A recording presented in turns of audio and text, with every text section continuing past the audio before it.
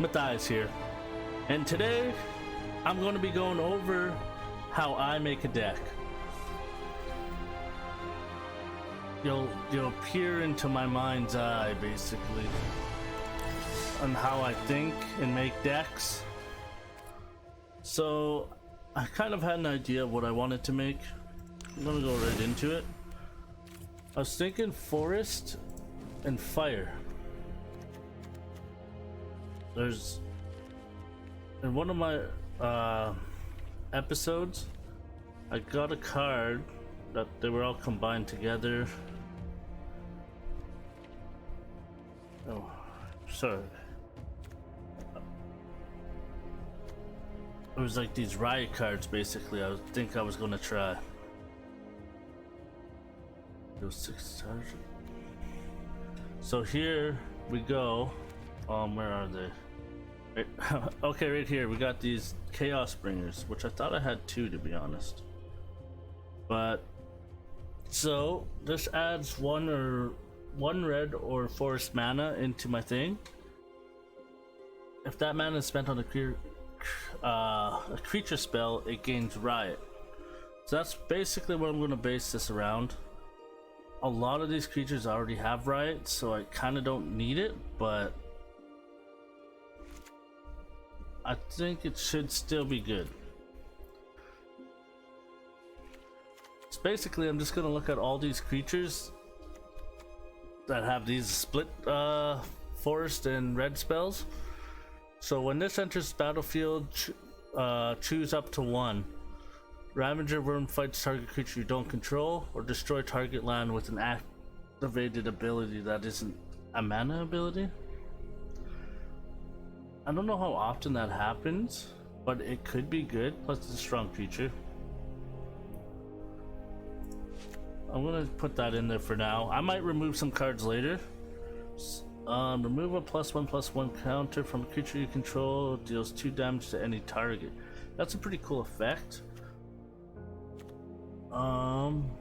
Sunder Shaman can't be blocked by more than 1 creature. Whenever it deals combat damage to a player, destroy a target artifact or enchantment. That's a powerful card too. Plus it only costs 4 mana for a 5/5.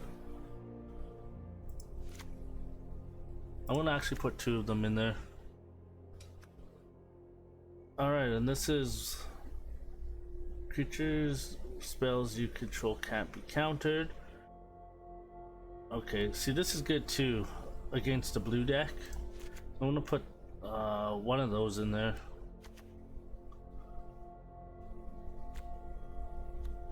Also seen this in here, Gruel Locket. These are always good for ramping. It gets me more mana into my hand, and that's always nice. Actually, now I'm thinking about, there was a card in here that I wanted. It's like an artifact. Somewhere in here. Oh, Tome of the Guild Pack. So whenever I cast a multicolor spell, I draw a card. So that's why I was doing all these multicolored things, so this thing would work. And it also adds a mana of any color, so it's another rampant thing. It costs 5 mana, but in the end I think it's still worth it. And I'm pretty sure that's all what I wanted for now. Whoa. Untap another target artifact. That could be good.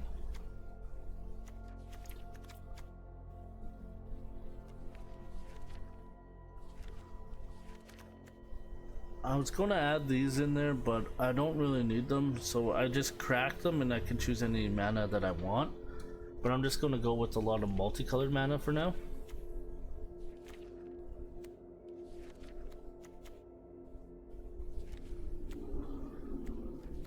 Hopefully I can find some.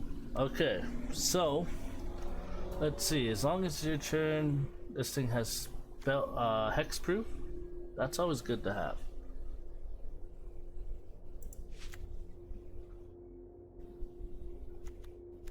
Let's see if there's anything else I need.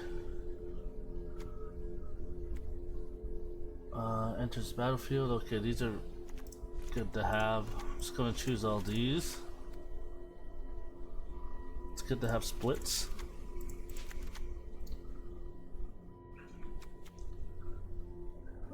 Target land you control becomes a 4/4, so that could be powerful too.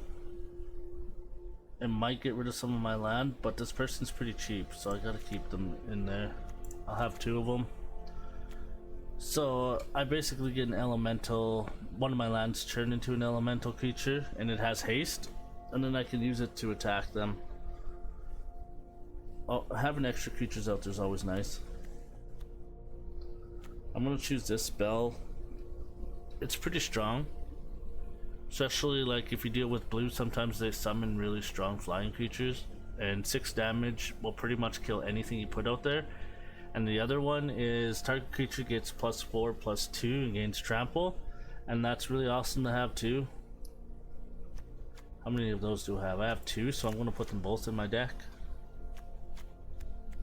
I haven't seen this one.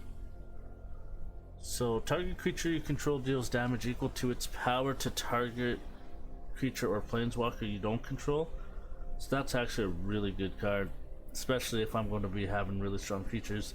And this one is create a 4/4 red and green beast creature token with trample. So I only have one of those, unfortunately.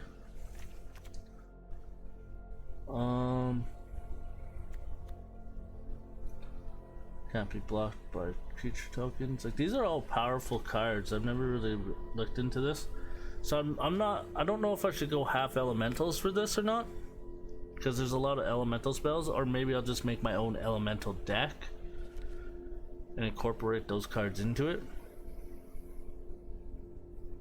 So right now I have 37 out of 60 cards, so I still got a long way to go.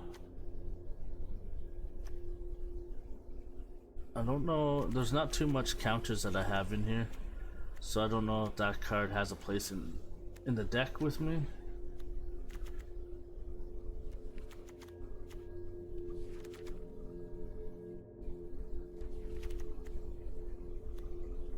Ride and trampled. No, I think it costs a little bit too much. I don't really like it. But I still, let's see. You can push this button and you look at like what you got. So far I got 7 creatures and 7 non-creatures. So right now I'm pretty balanced where I like it.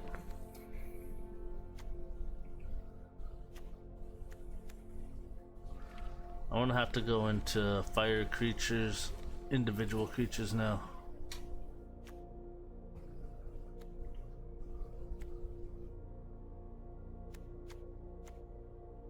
Hydras. I think I'm gonna make my own Hydra deck too, also.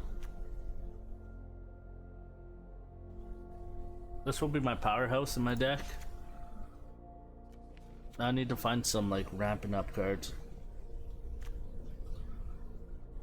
Oh, I'm still wondering about the elemental. Maybe I'll make another elemental, just pure elementals.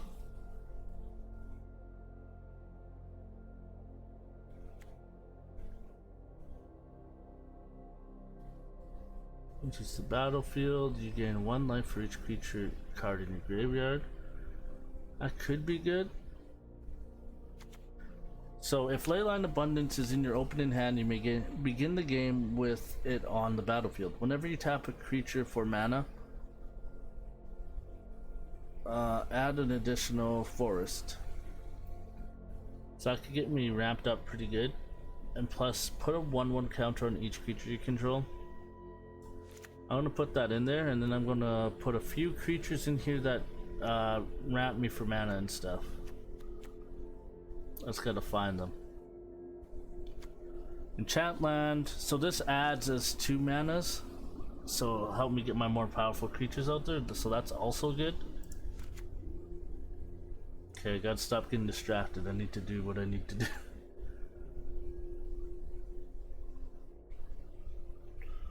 Wow, that's pretty decent.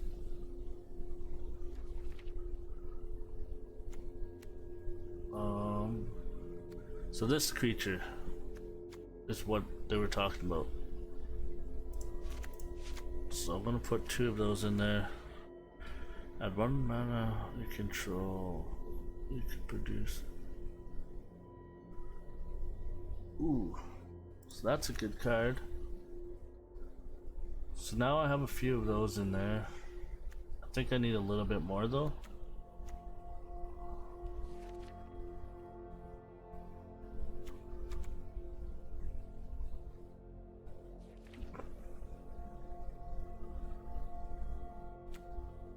Destroying target land, that's so mean. I'm gonna put that in there. Anything to disrupt your opponent's always nice.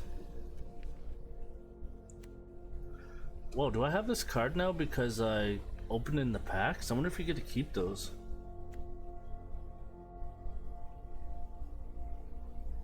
Put a loyalty counter on each planeswalker you control. Oh wow.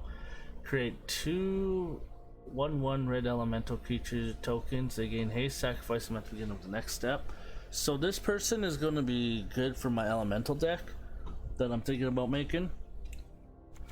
So I'll just keep that card in mind.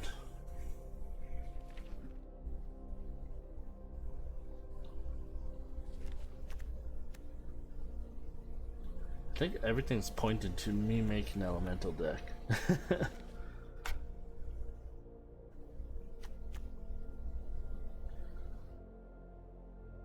Alright, so I'm at 11 creatures and 10 non-creatures. Start creatures, that creature would die. So this is all about creatures. So I'll take 2 of those because that's really powerful.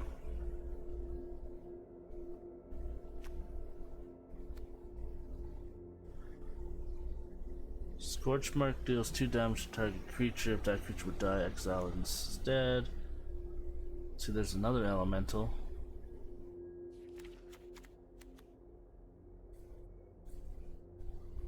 Okay, I'm gonna start putting some spells in here, and then I'll decide what creatures I want later.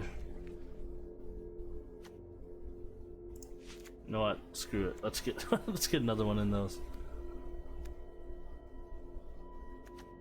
Whenever another creature you control enters the battlefield or dies, if that creature's powers, and as long as it has 3 or more counters. This card actually would be pretty good.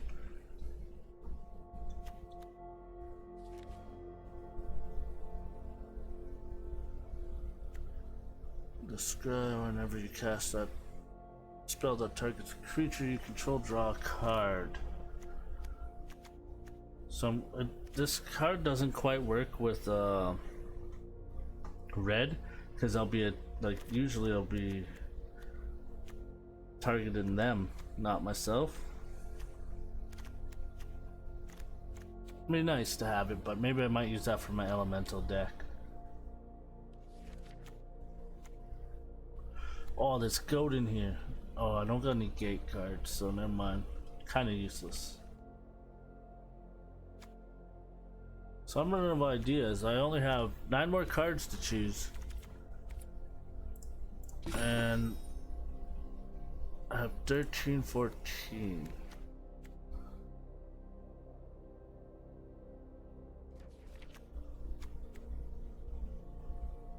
Hydra spells you cast. Wow, see, this person's amazing for Hydras. I'm gonna add this card here. I like these Shaman cards, or that Silverback Shaman. It did me pretty good for my ranked.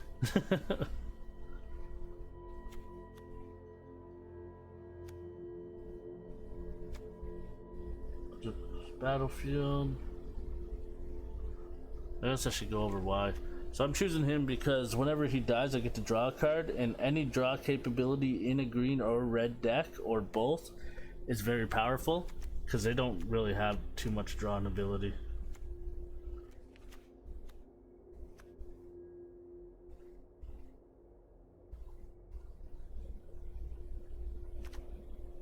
These are good spells to have. Honestly, don't know how much I'll be using it though, but so 15, 16. So I'm just going to use these cats. They enter the battlefield and I get to draw a card. Oh wait, kind of a little more. Never mind, I don't want them in my deck. They cost a little bit too much.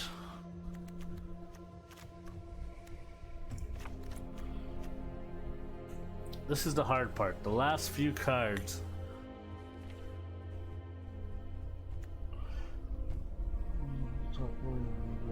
Put on top of library. This spell costs one. If it targets creature control with a 1/1 counter.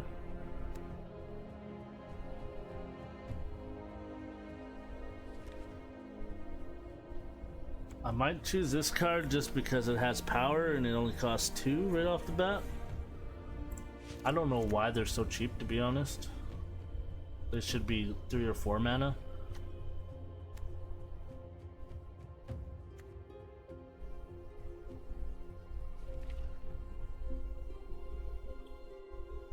I'm trying to stay away from these cards because I use them in my other decks.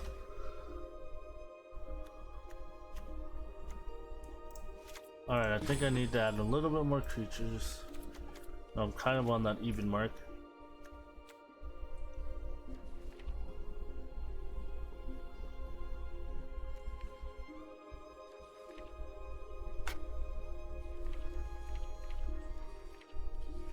I could spend hours making decks. Like, it's a little bit stressful because I want to make it good, right? But researcher for a basic land or a gate card. I don't know how many basic land. So right now I have quite a bit. So this card's good for getting more mana. All right, I gotta look at how much. So 5, 6, 4. So I have 4 and up. Altogether, anything that costs over 4 mana, I have 13 of. So I might be able to go with a little bit more power too.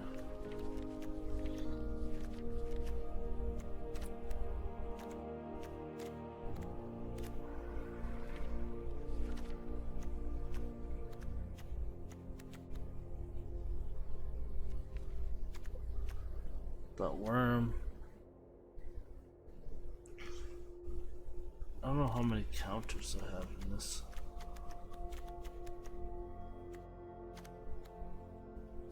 I don't quite have the power in here that I want. But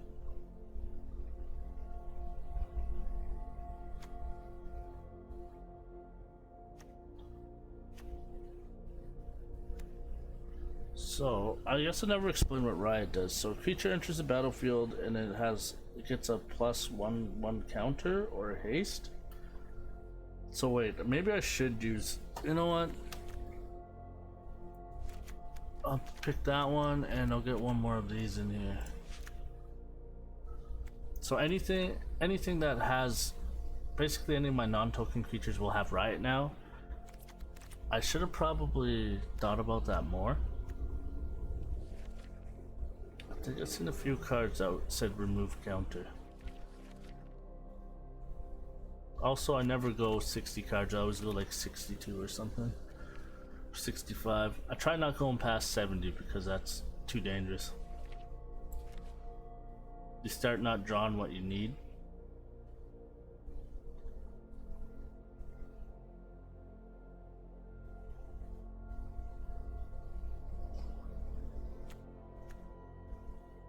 What does Undergrowth do? This ability checks the numbers of creature cards in the graveyard. I'm just gonna put that in there. You know what? Since I got some ramping up there, I'll go 64 cards. This might not be a very good deck now.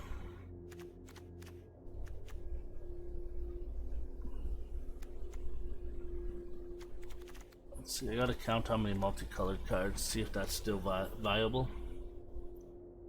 1, so 5 right there.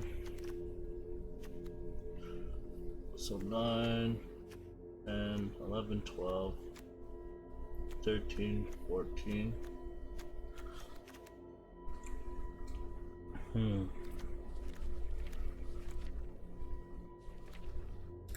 I'm still gonna rock it because it's still a mana, and I have the chance of like summoning these things, and I'll still get the ability to draw cards.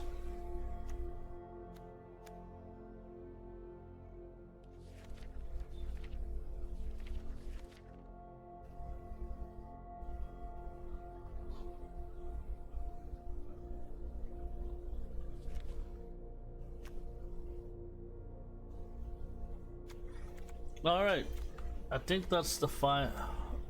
I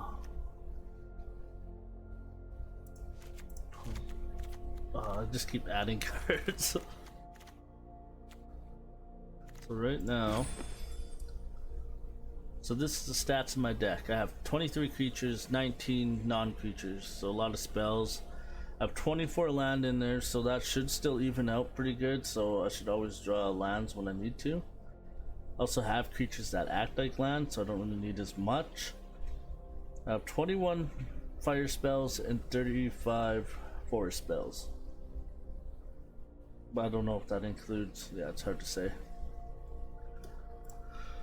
So the idea of my deck is basically, I don't even think there is an idea, I just wanted to build this.